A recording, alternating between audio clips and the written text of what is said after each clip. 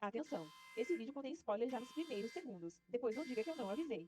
Tess aluga uma casa em Detroit pelo Airbnb para passar a noite, pois no dia seguinte tem uma entrevista de emprego. Chegando lá, ela descobre que a casa já está ocupada por Keith, um homem estranho que afirma também ter alugado a casa, só que por outro aplicativo. Mesmo desconfiada, ela acaba se permitindo ir aos poucos baixando a guarda e, por fim, aceita passar a noite lá. No dia seguinte, ela vai para a entrevista, mas quando retorna, descobre uma passagem secreta no porão, que guarda outra passagem secreta. Nesse lugar habita uma criatura pavorosa fruto de décadas de incesto, chamada de Mãe, que teve um visual nitidamente inspirado na menina Medeiros, do filme Rec. A Mãe, em princípio, mata Keith e mantém Tess prisioneira, passando a tratá-la como seu bebê ou seus bebês que morreram. E essa é apenas uma das inúmeras nuances e surpresas de Barbarian. Dirigido por Zack Cregger, Barbarian, ou Noites Brutais, conforme ficou o título em português, é um filme que tem muitas surpresas e muitos caminhos que se cruzam num desfecho que faz jus como uma luva ao seu título. Durante cada movimento do Bill Skarsgård, em cada segundo do primeiro ato, estamos inclinados a acreditar que a qualquer momento ele irá revelar ser o vilão. Essa impressão, ao menos pra mim, permaneceu até o último instante, pois eu me perguntava, será que Keith está chamando a Tess lá embaixo pra uma armadilha? Será que ele age sozinho ou tem mais alguém? Até que a Mãe arregaça com a cabeça do infeliz, numa cena gráfica de respeito, e minha suspeita sobre o rapaz só termina aí.